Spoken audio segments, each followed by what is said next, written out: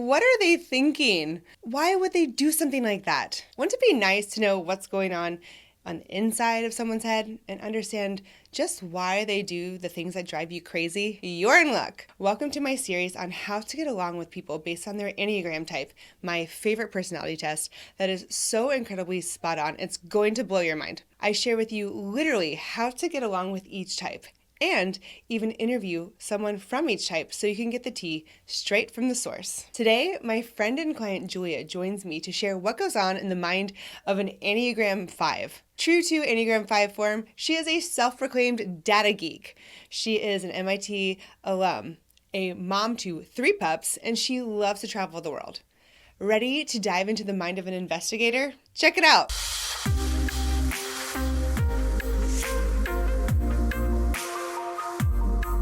Well, thank you, Julia, for coming on to the Create Your Fate podcast, my beloved Enneagram 5. Thank you, Meg, for having me. I'm thrilled to be here. Of course, there's no better 5 than you. And I hope that you didn't overthink this podcast recording too much before hopping on here. I might have been looking for my pre-read and pre-work, and for some reason you chose not to provide any of that to me. Right. I wanted to catch you in raw form, of the inability of stripping away your overthinking ability.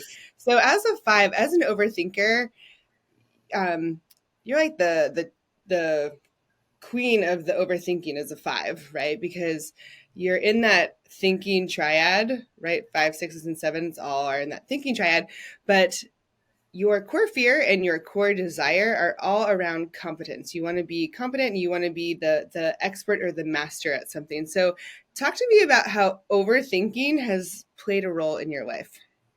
I think it's consistently played a role, right? So when I think about, if someone asks me if I'm good at writing, which is for me not a core competency, right? It's not something that I love to do.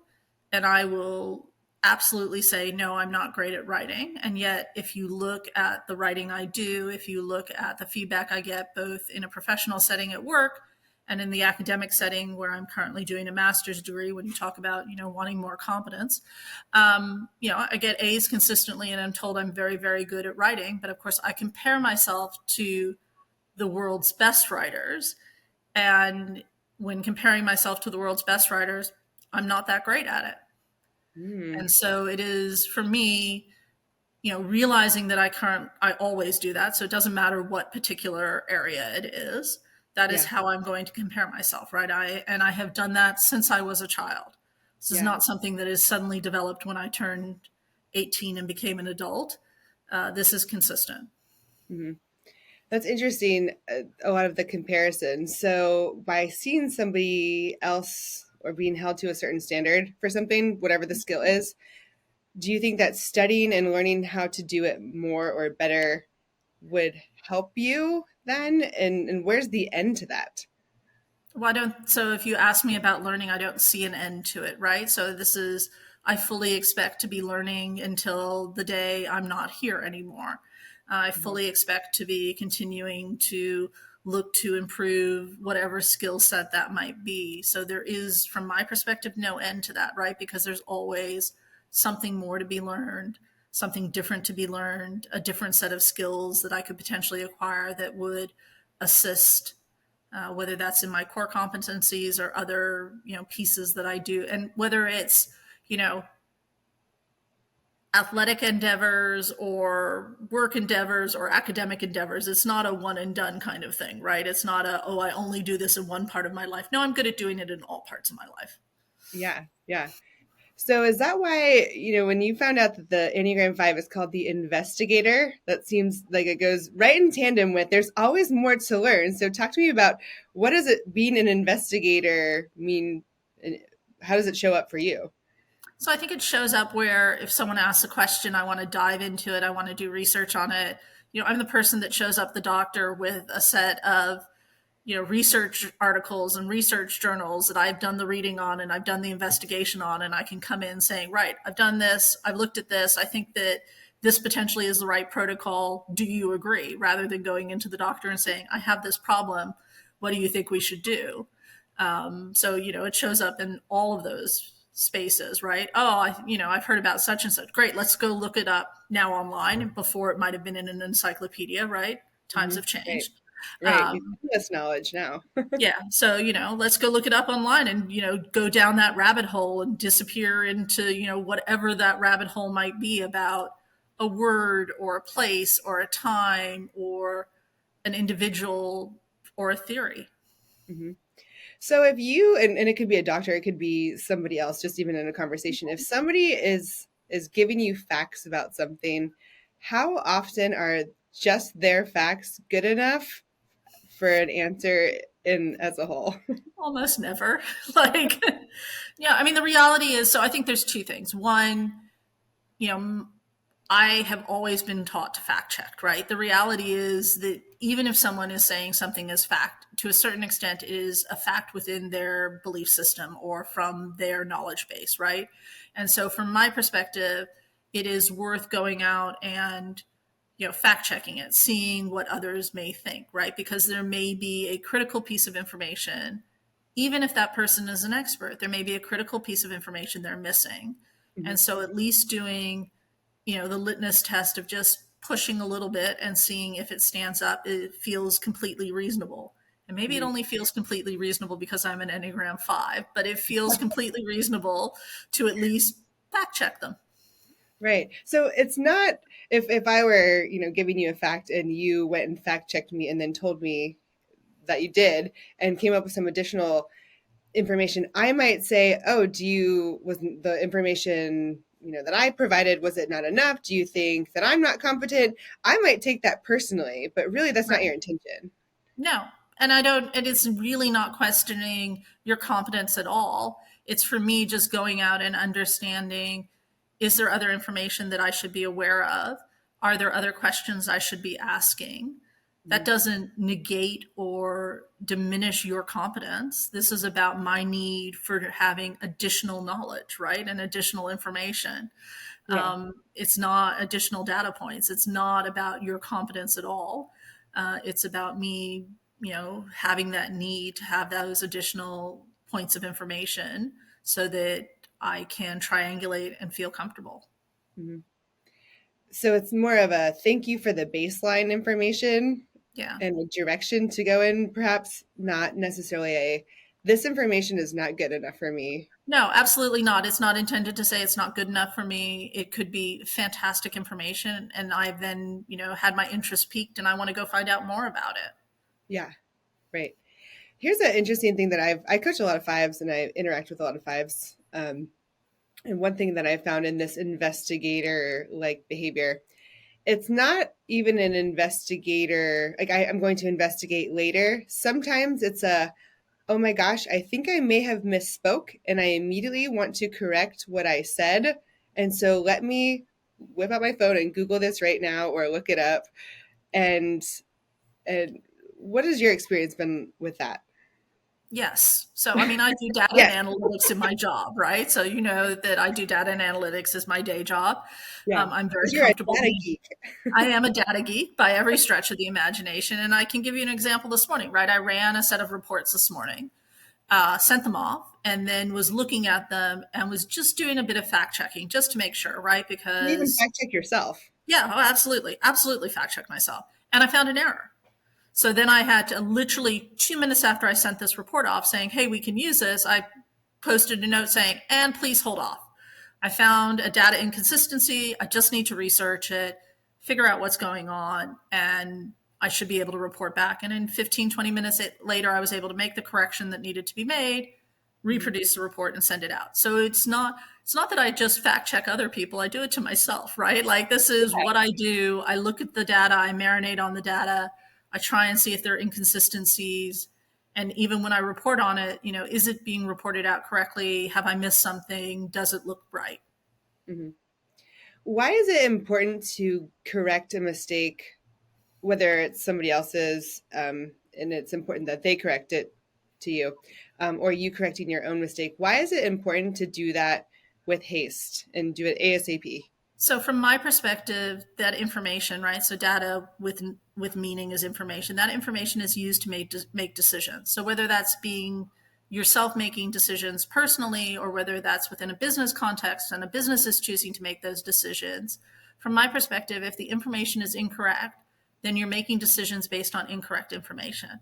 And so Mhm. it's important to have the correct information to be able to make those decisions, to Mhm. look at that information, draw conclusions, and be able to move forward with it. And Right. so it is about having the correct information. And with the overthinking triad of it, right? The overthinking aspect of your personality, if there's information out there that you know is incorrect that still has not been corrected, where does your overthinking mind take you about what someone might do with that information? I think it's twofold. So, one, I'm very comfortable saying you can make conclusions around that, but understand that the data and the information that you're using is not right. And so, you might get it 80% right. It may be that it's 40% right, but understand that the underlying fundamentals are not right.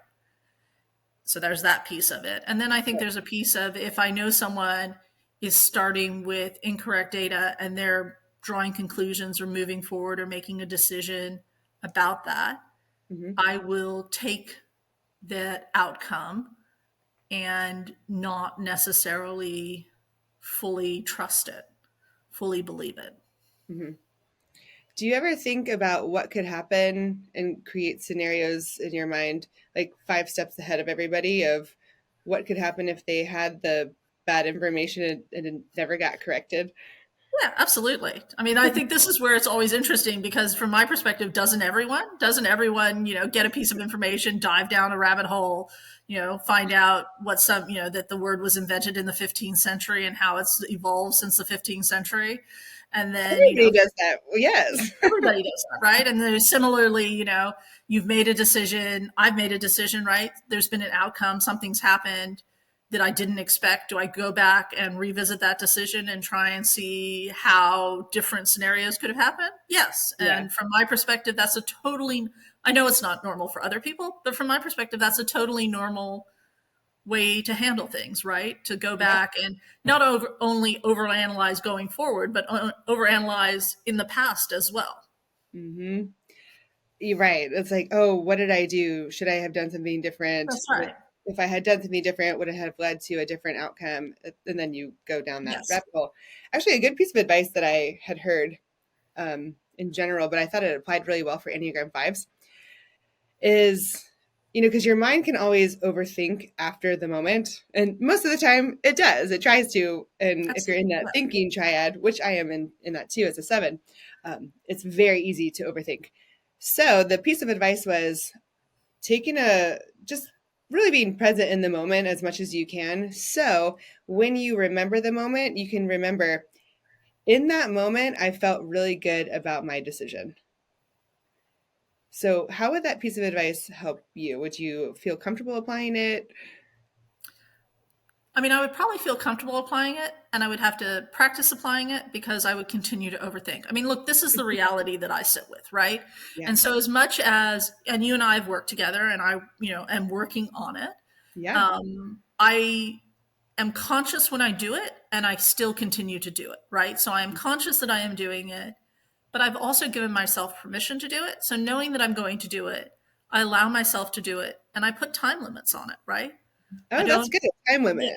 Right. So where, I'm going to overthink. So say it's a relationship that hasn't gone the way I expected it to, right? Yes, I'm going to spend, the next 2 days over analyzing everything that could have gone differently in that relationship. And Yeah. then I'm done. And then anytime I then think of it post then, I remember that I've put that time cap on it. Mm. And while it may come up, I don't necessarily anymore continue down the overthinking piece around it.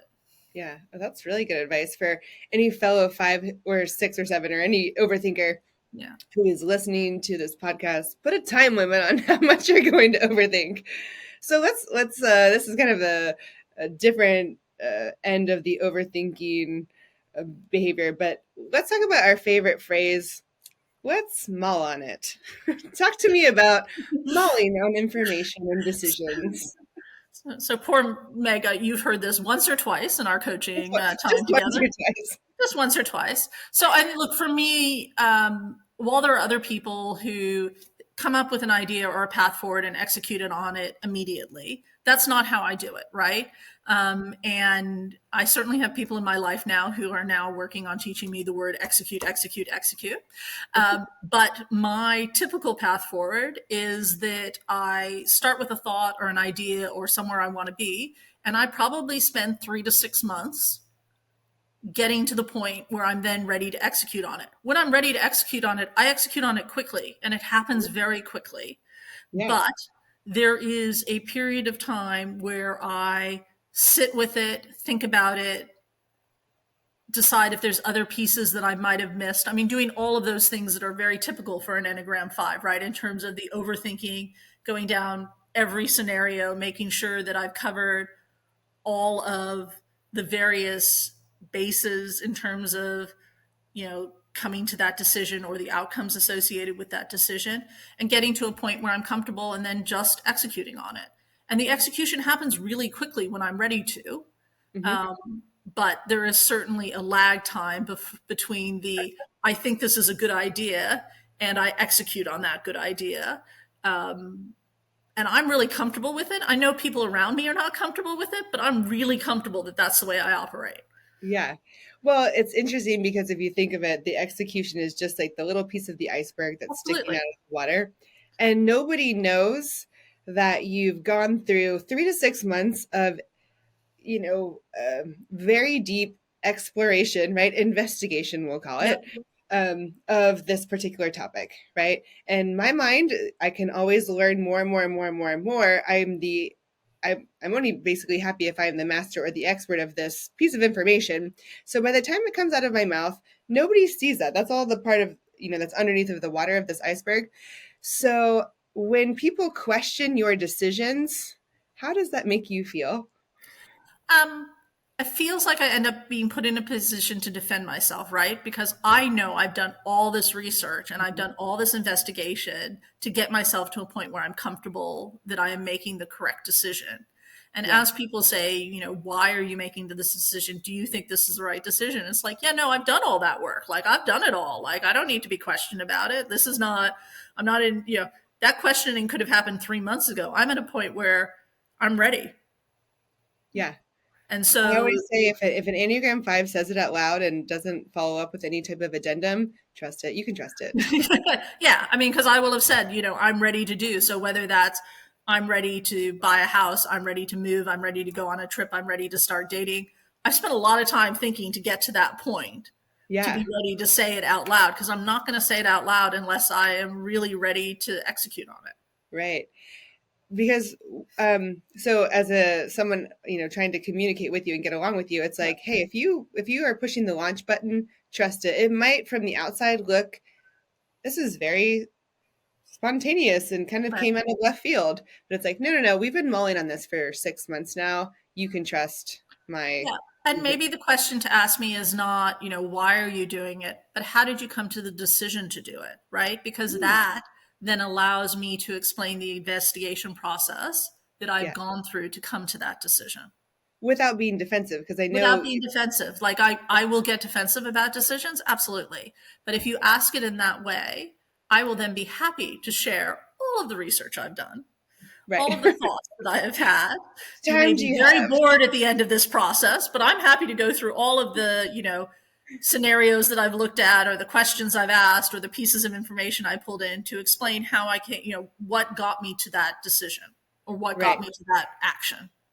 Right. So if someone is very curious with the if there's someone who's the how it works kind of person, ask the question. Yeah, But if not, you can trust me because I've done all of the research. absolutely. And also you probably have a track record that shows I know what I'm talking about. I You know? do. Yeah. I mean, I do. And I'm also comfortable acknowledging where I've made mistakes, right? Yeah. And Well, overthinking the mistakes, but that's a, whole different part of it. that's podcast episode number 2.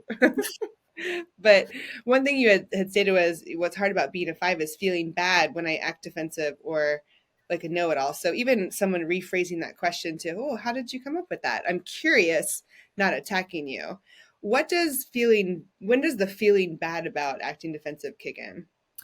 I think it's twofold. I think if I'm being questioned about So if I look at it, say, from a professional perspective, where, I pride myself on the quality of the data I put together and the analytics that I associate with that, right? If you question my integrity on that, I'm going to become defensive about it because I have absolutely spent the time to make sure that data is in a form that is usable. Mhm. And so it feels like a personal attack, and I will become defensive about it, right? You may not intend it to be a personal attack, but it will feel personal because I've spent that time with it and I've gotten to a point where I'm comfortable presenting it. So another name for an Enneagram 5 is also the observer.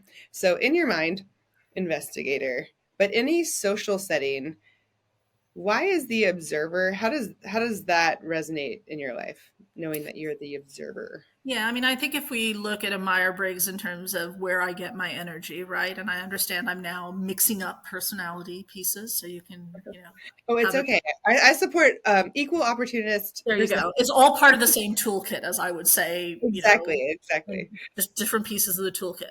So, as an introvert, I get my energy from being alone, right? So, while the world operates in a very extroverted um, situation, right? Where extroverts are those that generally are those that are seen successful, those that are successful within the workplace, and the people, I fundamentally do not understand how going to a bar on a Friday night is anything but exhausting, right? So, when you talk about me being the observer, if I go to a bar on a Friday night, I'm not getting energy from the people around me. I just want to sit in the corner and watch people, right? That is what makes me happy. The thought of interacting with that many people is absolutely exhausting because I then have to find out about them and I'm probably investigating about them and I have to, show off about myself. And none of that is appealing. Mhm. Being in a loud party is not appealing. I am really quite happy on a Friday night, sitting at home, reading a book, not speaking to anyone. Just learning more information. Yeah, but it can also just be an enjoyable book, right? It doesn't have to be, a book that is, hardcore. I'm happy to read fiction, Yeah. and just not have, and then similarly, for me, if I think about it, like if I go to the movies, I don't necessarily go to the movies to be intellectually stimulated. Mhm. For me, going to the movies can be a quiet time where I am just watching the latest Marvel movie. And I don't have to be intellectually stimulated. I can just enjoy the moment and It's an not be necessarily interacting with other people, sitting there quietly observing. yes, right. You can be around people, Yep, but it's more of a decompressing thing of I absolutely. don't have to always be on all the time. Exactly. So if someone wants to get along with you, then, inviting you to Friday night party, it's probably not your scene, but a one-on-one is probably Would more. absolutely be. So, going and having coffee, going out for a dinner somewhere where it's quiet, not necessarily a noisy, busy restaurant, Mhm. going for a walk, all of those things are quite enjoyable for me. Mhm. As are going to, exercise classes. So, going to an exercise class where you're not necessarily interacting with the person next to you, but you can sit in the same room and see other people, but don't have to interact with them.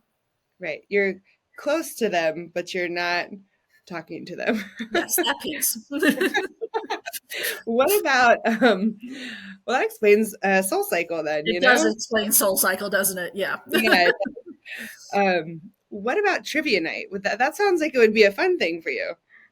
I think it depends, right? Because it also puts me on display. And then I have to prove Mm. that I have knowledge, right? Which is potentially something that will make me defensive if I don't know the answers to it. So it, I think it's a sort of a double edged sword there, where while some of it's quite interesting, and if I happen to be knowledgeable about it, great. But then you're going to suddenly expose gaps in my knowledge. Like, I don't want that to happen. That sounds terrible, Meg, right? Yeah. The first date idea with a 5, no trivia. How about No that? trivia. Backstorying's quite fun, but yeah, no trivia. Yeah, right. No, no trivia. Um, So here's a well, that goes along with, literally what you had picked with the how to get along with me is like, help me avoid my pet peeves, those big parties, loud music, other people's loud music. What about overdone emotion or intrusions on my privacy? That those were in there too.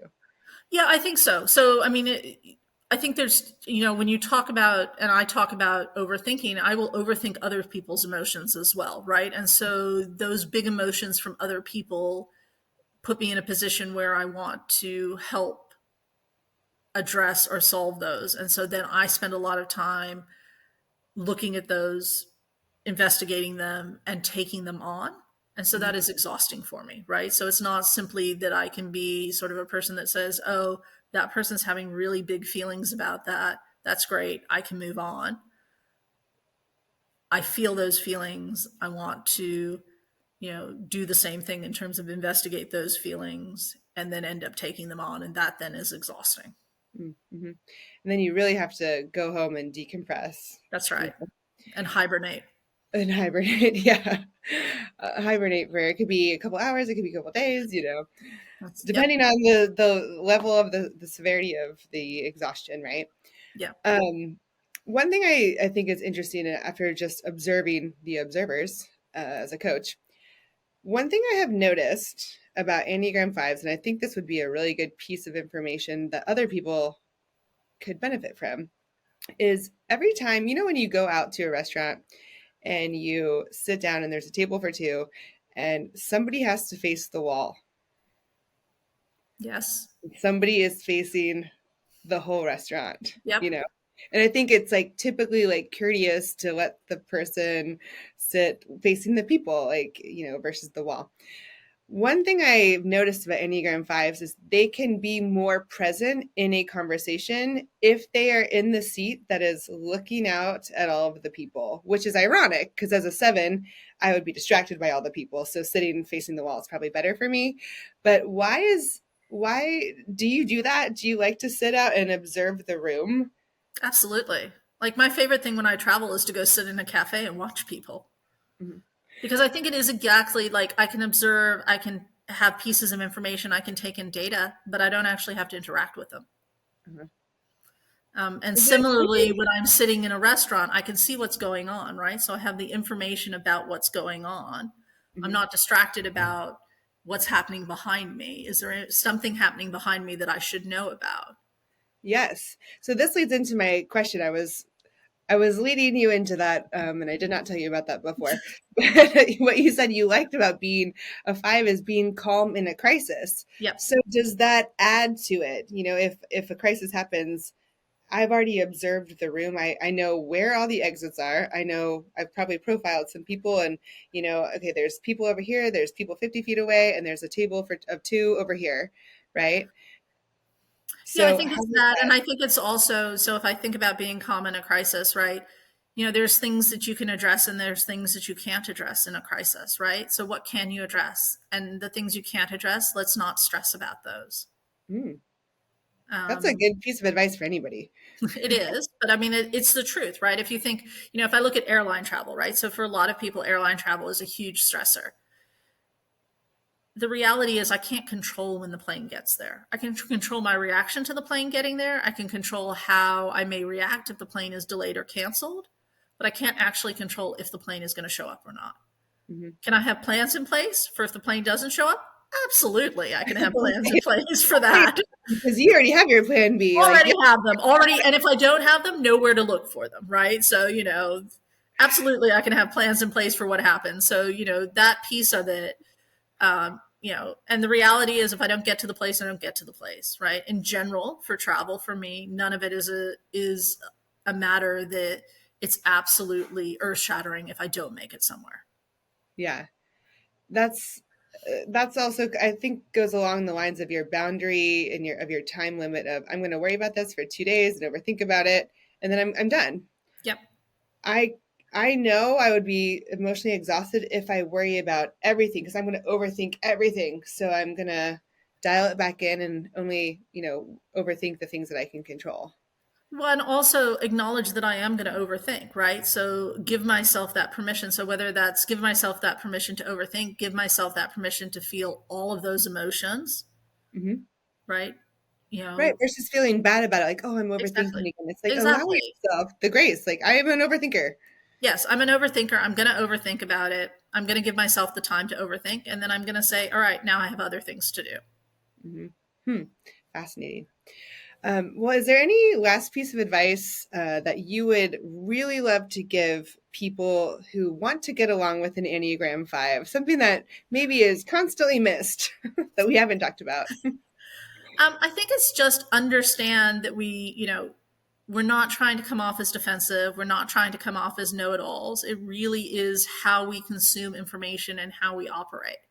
Mhm. And to understand that probably will make it easier to get along with us. Yeah, right. Well, I love that. And thank you so much for coming on the show. I think it was very insightful. I know I learned a lot. I'm hoping that everyone else learned a lot as well. My absolute pleasure. Thank you, Meg. That wraps up how to get along with an Enneagram 5. I hope it was helpful and gave you some insight into the mind of somebody who you love. To listen to the entire episode, along with more episodes on Enneagram 5s, check out my podcast, streaming on all major platforms. It's linked right in the bio. Be sure to send it to your favorite Enneagram 5 or someone else you know who is in a relationship with a 5. And if you loved today's episode, please follow, subscribe, or leave a review. It really does help the show grow so much and allows me to continue to get awesome guests and episodes out for you. And of course, if I could leave you with just one thing, it would be this: expect good things always, and they will happen.